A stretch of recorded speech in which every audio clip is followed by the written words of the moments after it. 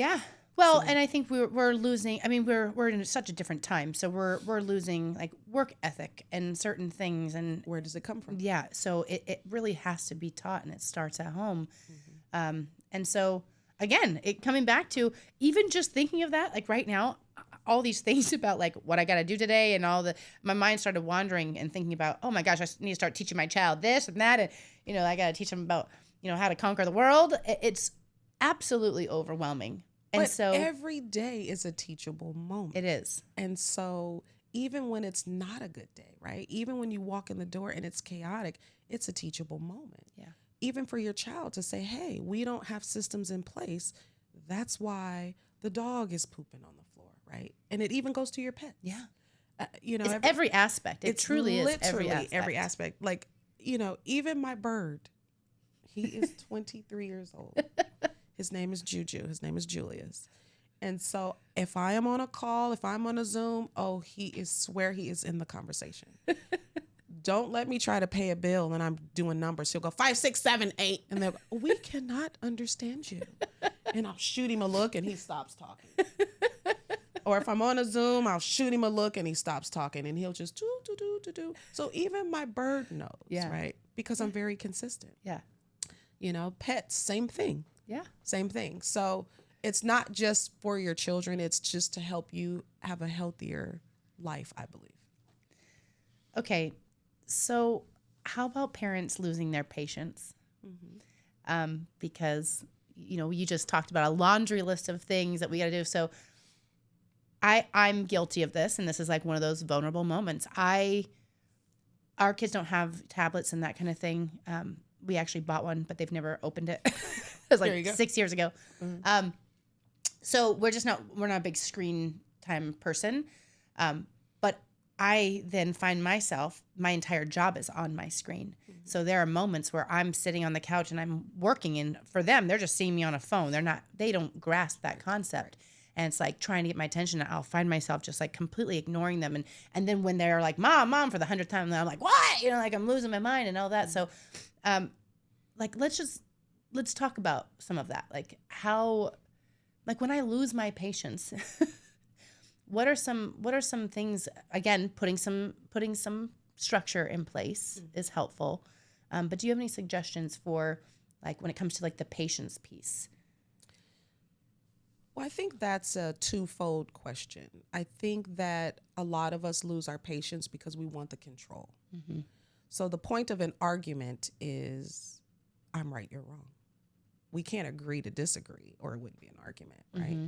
And so I think that when you get to that moment, it's taking a breath and saying, am I trying to control the situation? Right. And so if you're wanting the control, then you have to first address that. So it's something that you would have to walk and talk people through. Mm-hmm. But normally if I'm overwhelmed, I'm trying to do too many things. And the question is why? Why am I trying to do too many things, right? Because I think as women in our minds, and especially me, this is one of my, I think, superpowers and my kryptonite is that there's nothing that I can't do. Mm-hmm. So I'm trying to do it all. But why am I trying to do it all?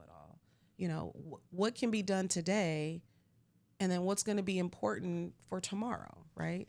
So the example that you gave of being on the phone, you carve out that time, that's their time, because they're only going to be littles for so long, right? So, I mean, you're shaping them. Yeah. You're shaping them. And so what's funny, real quick, is when you see the kids playing in home living, right? You know what's happening at home because you can see them playing it out, mm-hmm. right? Mm-hmm. So it's like, oh my gosh, I can't fit this dress. And you're like, oh, someone's trying to go somewhere and we've gained a couple pounds, right? Right? Because I'm not the same size I was when I was 20 and don't want to be. And then, you can hear them on the phone. So you can tell if the dad is on a work call. And so they're playing that out. Mm-hmm. So even then, even though you, in your mind, you're trying to multitask and do all these things, are you actually even being effective? Right. And they're little sponges. So they're, like you said, they're modeling that back, and that's what they're picking up, whether, and then they take it to school, right? Yeah. So I don't have to because I'm busy. Mm-hmm. You're going to have to wait. Yeah. And so that is the attitude that they take to school. Yeah. One of the things, so that is so I mean that happens frequently, and so there are probably some brain surgeon parents out there. This is not for you, but I'm not a brain surgeon, so I have to intentionally say when I get home from this time to this time, which is that only time that I have with them because they've been at school. Yes. That is the time where I have to say I'm not on the phone. It's not. Again, I'm not a brain surgeon. No one's gonna die.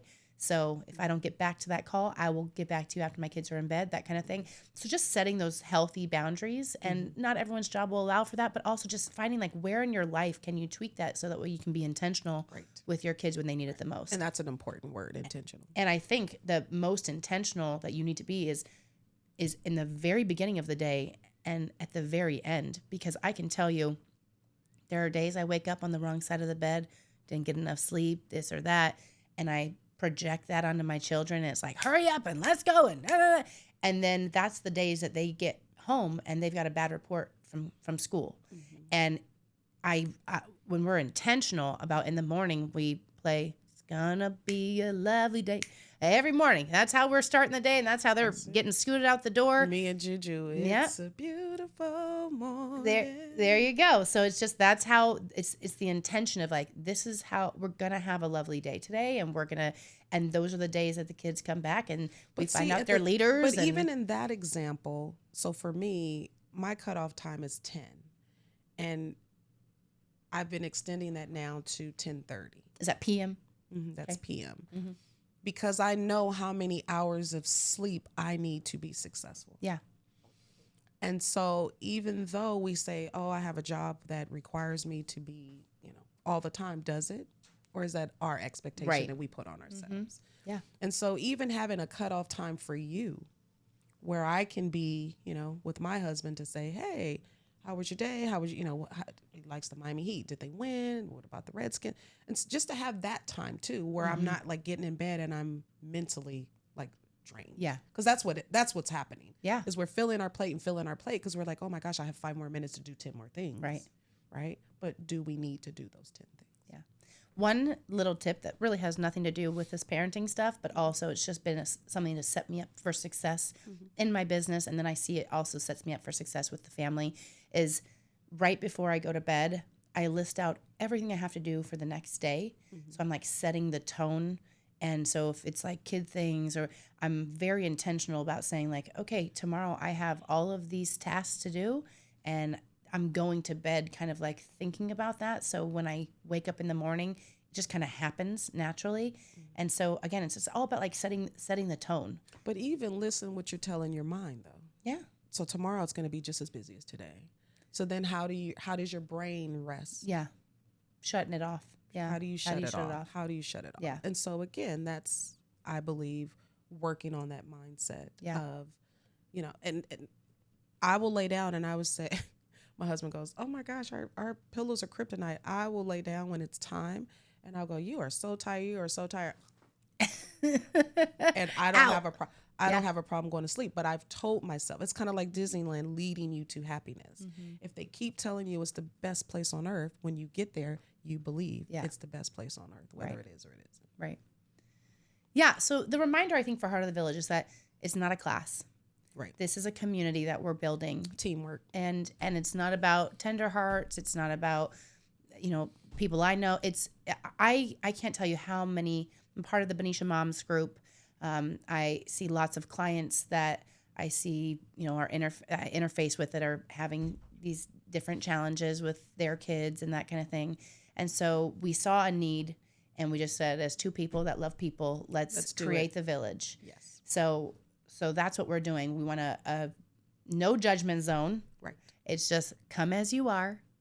And show up, and hopefully you get some nuggets from it. If not, leave us a comment and we'll switch it up next time. Right. And it's just having the team and the family. Yeah. Right. And then who are you creating with your family, and just building relationships. I think great parents, they ask for help, but amazing parents, they create community. Yes. And that's what this is, a community. Yeah. So we want people, please, if you're watching this and you want to hear more about a particular subject or a different topic, or you just have questions for Tina or myself, Again, we're not saying we know it all. We are just people that want to love on people and want to give advice and create community. So please send us messages. You can DM us, or you don't even know what a DM is. Oh my Lord. You can DM me, and then I'll forward it to Tina. You can email me. It's a DM. Oh it really does take a village. Absolutely. It Because really we wouldn't does. be here without you and your technology. And Tina, and we're building one together. Absolutely. Yes. Thank you. Thank you for taking the time. Bye-bye. Woo! We'll see you next time. All right. Bye.